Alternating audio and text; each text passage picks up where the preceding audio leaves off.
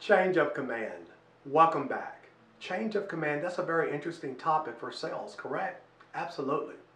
As an individual contributor, i.e. a salesperson in my career, often we would have a leadership change.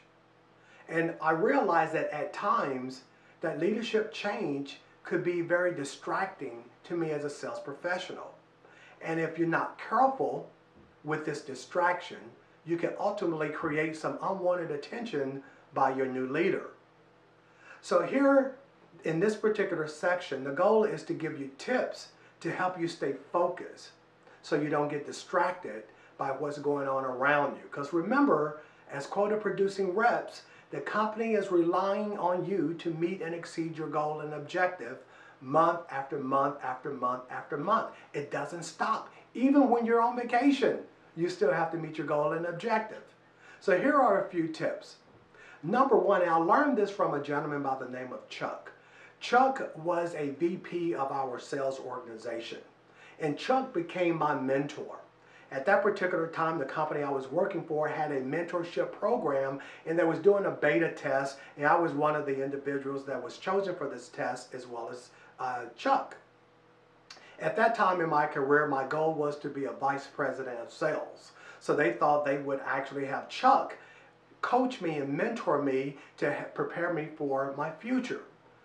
So one of the things that Chuck taught me was to understand what's important to your leader. So as I began to adopt this, and as Chuck began to explain it to me, when he began to take on the same philosophy, understanding what's important to his leader, he began to implement these practices in his day-to-day.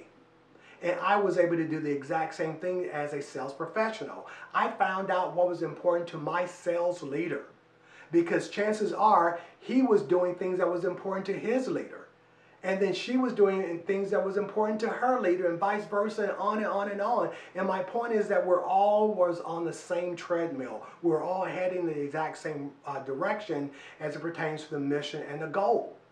So understanding what's important to your leader usually will keep me in alignment and good standings with my leader, and it also kept me focused. And it also, during a promotion time, it really revealed itself, because leadership wanted to know, hey, we want to bring in someone else into this leadership organization to continue to grow our organization.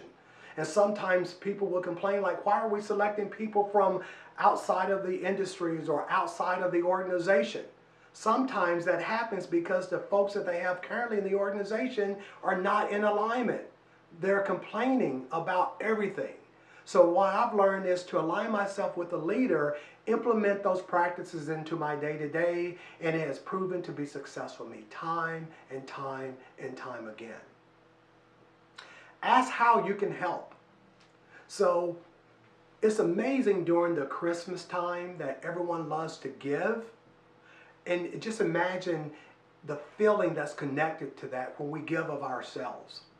The same principle applies in the workplace. Even as a sales professional, of course you have your goals and objectives that you need to hit, and you must, but equally as important, you should be able to give of yourself thoughts and ideals, words of encouragement. Sometimes it could just be a simple smile. Giving of yourself pays big dividends during this change of command. If this new leader knows that you're in it to help them accomplish their goals, you're in it to win it, if you will, that you're part of the solution, you're part of the new vision, and you want to help, you just created another spotlight for yourself, but it propels you into the future. The other one that I mentioned earlier, do not allow yourself to get distracted. You have a new leader. He or she may have new thoughts, new ideas, a new vision. And often when we get hold to that information, it distracts us. As a matter of fact, we begin to think about, how is this going to affect me? It's really interesting is that this word change is one of those words that we have been taught to resist. So my question to you, does change happen to you, or does change happen for you? It varies. If change is imposed upon you, and use me as an example, when change was imposed upon me without my initial consent, I resisted it. I just began to think about why was this happening to me, or how this was going to impact my life, how this is disrupting my flow, if you will. But once I made it to the other side of change, usually it worked out for my better. I learned something new. I created a new relationship. I have a different mindset, a different perspective. And again, it aligned me with the new leadership. So I would encourage you not to get distracted of the change, but to embrace it. Change is good for us. And then finally, remain focused. Do not get caught up in all of the distractions and all of the other things and the rumors and the hearsay. You have a job that you have to do, and it is to meet and exceed your objective. If you do anything other than that, it's counterproductive to your success. Embrace the change. Embrace the new command and lead yourself to the destiny in which you seek. Expect great things to happen. Thank you.